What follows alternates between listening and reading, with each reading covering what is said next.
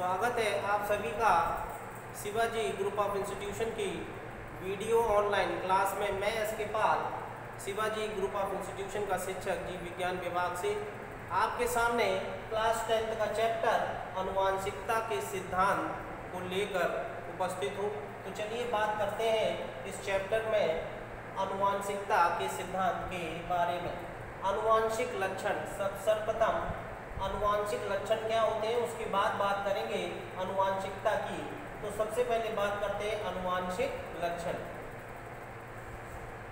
Student, आप लोगों ने एक कहावत सुनी होगी, लाइक बिगेट्स लाइक, यानी कि इसका अर्थ क्या होता है? इसका अर्थ होता है कि लोग अपने ही जैसे जीव जंतुओं की उत्पत्ति करते हैं।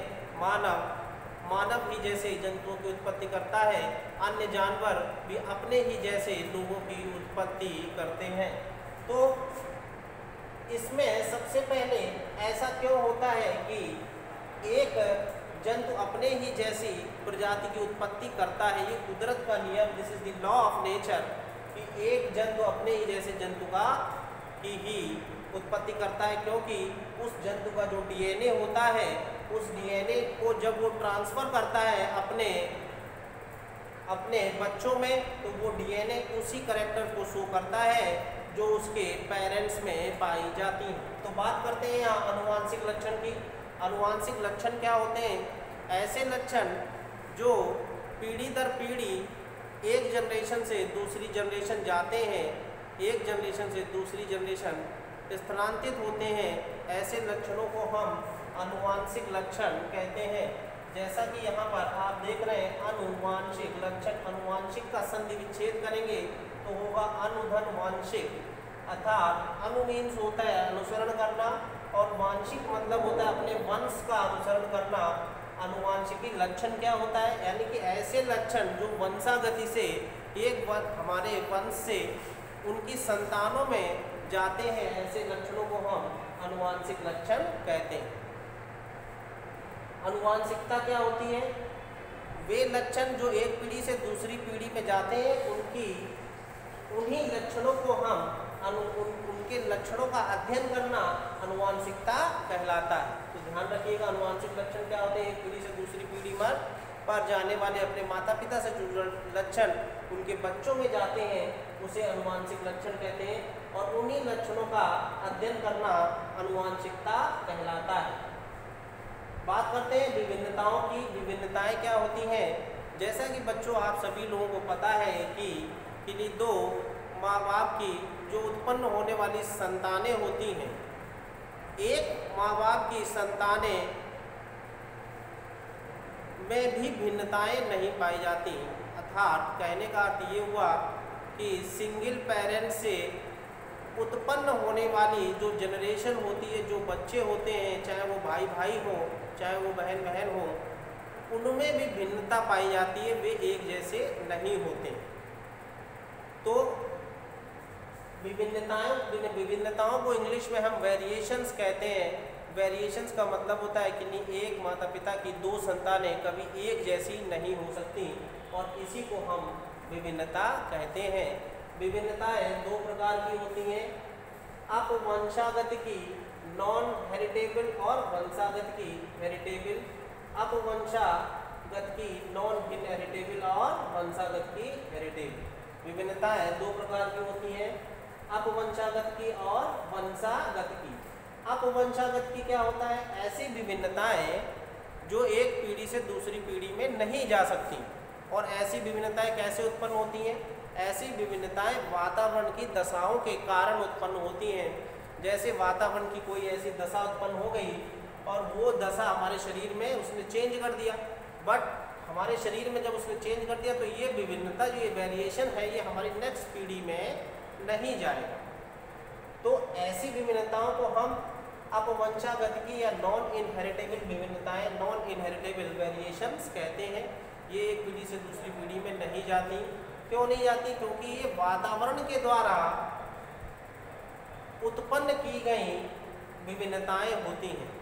जैसे अगर हम एग्जाम्पल लेते हैं कि एक डॉक्टर या एक इंजीनियर है, वो अपने बच्चों को अच्छी शिक्षा दे सकता है और उस अपने बच्चों को वो डॉक्टर या इंजीनियर बना सकता है, ठीक है। तो वो शिक्षा उसको दे सकता है, लेकिन वो जो शिक्षा देगा जिस बच्चे को, तो क्या वो बच्चों की जो आने वाली पीढ़ी है, क्या वही शिक्षा उसमें ट्रांसफ़र हो जाएगी? नहीं होगी। ये वातावरण है, एटमॉस्फेयर है, एटमॉस्फेयर में जो चेंजेस होते हैं उन चेंजेस के कारण वो चेंजेस एक जनरेशन से दूसरी जनरेशन नहीं जाते। इसको हम नॉन हेरिटेबल वेरिएशन कहते हैं। जैसे मान लीजिए, दूसरा एग्जांपल लेता हूँ, अगर किसी मनुष्य का हाथ कट गया, तो किसी मनुष्य का हाथ कट गया तो क्या उसकी जो जनरेशन आएगी, नेक्स्ट जनरेशन आएगी, उसमें जो बच्चे उत्पन्न होंगे तो उसका भी हाथ कटा हुआ होगा? नहीं होगा ना। तो क्योंकि वो जो उसका जो हाथ कटा है वो इन्वायरमेंटल कंडीशन के कारण कटा है, और वो हाथ कटना जो है वो ये कोई करैक्टर नहीं है, ये कोई लक्षण नहीं है जो उसकी अगली पीढ़ी में ट्रांसफ़र हो जाएगा। तो इसको हम नॉन इनहेरिटेबल वेरिएशंस कहते हैं। लेकिन कुछ विभिन्नताएं ऐसी होती हैं जो एक पीढ़ी से दूसरी पीढ़ी में जाती हैं, यानी कि एक जनरेशन से दूसरी जनरेशन में जाती हैं, और ऐसी विभिन्नताओं को हम वंशागत की अर्थात हेरिटेबल विभिन्नताएं कहते हैं। जैसे आंखों का कलर हो गया, ठीक है, और बालों का कलर हो गया, इंसान मनुष्यों में गंजापन हो गया। ये विभिन्नताएं जो होती हैं ये हेरिटेबल होती हैं और ये एक पीढ़ी से दूसरी पीढ़ी में जा सकती हैं। अब बात करते हैं कि अनुवांशिकता की खोज। अनुवांशिकता की खोज ग्रीगर जॉन मेंडल ने की थी। ये पॉइंट बहुत ज़्यादा इंपॉर्टेंट है। अनुवांशिकता की खोज किसने की थी? ग्रीगर जॉन मेंडल ने की थी। और ग्रीगर जॉन मेंडल को आधुनिक अनुवांशिकता का पिता भी कहा जा सकता है, या अनुवांशिकता का जनक किसे कहा जाता है? ग्रीगर जॉन मेंडल को। इनके बारे में बात करते हैं। इनका थोड़ा सा लाइफ हिस्ट्री काफ़ी पूछी जाती है क्लास 10th में, तो इसके ध्यान से थोड़ा सा पढ़ेंगे। ग्रीगर जॉन मेंडल का जन्म 1822 में हुआ था। ग्रीगर जॉन मेंडल का जन्म 1822 में हैहिंडेनडॉर्फ नामक एक शहर के सुलेसियन विलेज में हुआ था। और इन्होंने अपनी शिक्षा प्राप्त करने के बाद ये ऑस्ट्रिया में एक पादरी के रूप में इन्होंने एक नौकरी कर ली थी। और उस पादरी के रूप में इन्होंने जब नौकरी की तो इनको जो चर्च दिया गया, उस चर्च में काफ़ी बड़ा चर्च था, और उस चर्च के चारों तरफ काफ़ी ज़्यादा स्पेस था, यानी कि वहाँ पर काफ़ी अधिक मिट्टी वगैरह थी। तो उसी बगीचे में ही ग्रीगर जॉन मेंडल ने अपने प्रयोग किए थे।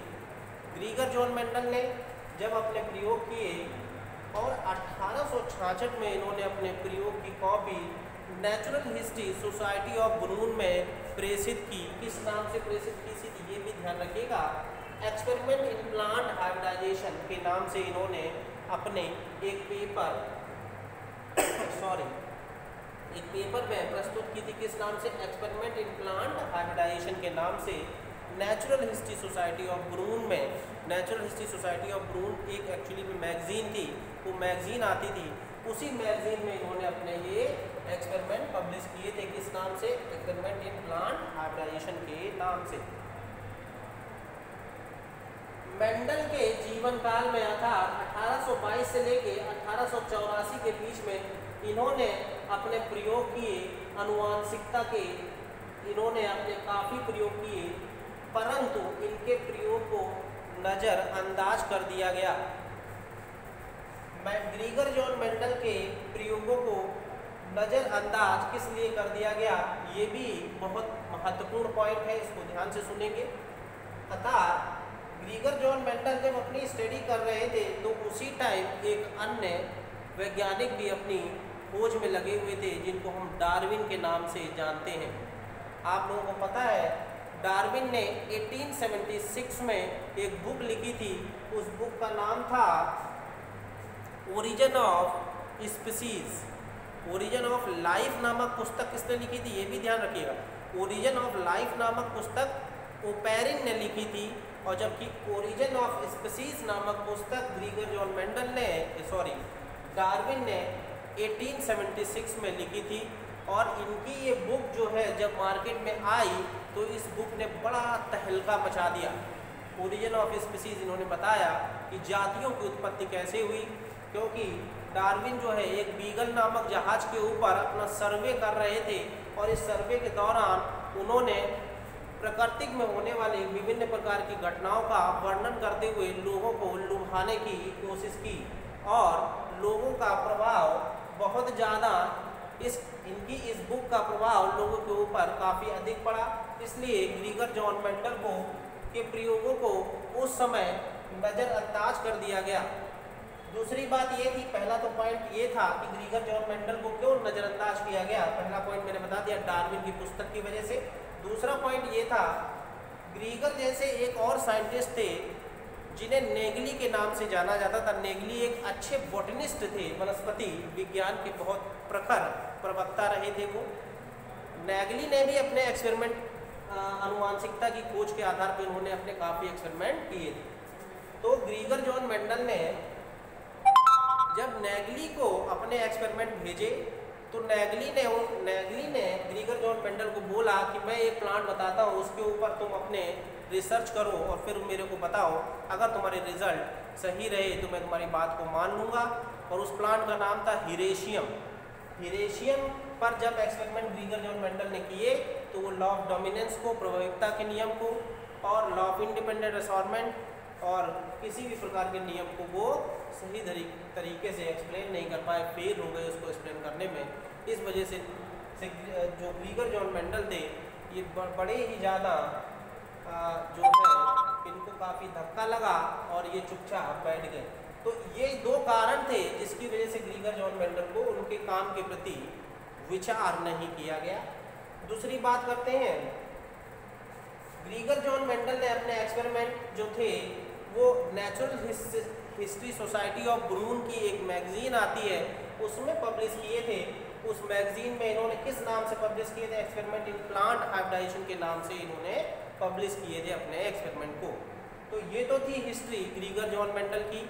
आगे लेक्चर में बात करेंगे ग्रीगर जॉन मेंडल के तीनों नियम के बारे में और इनके कुछ टर्म्स के बारे में, कुछ ऐसे टर्म्स जो जेनेटिक्स में आते हैं, आनुवांशिकता में आते हैं और प्रयोग होते हैं, इनके बारे में बात करेंगे। धन्यवाद, थैंक यू।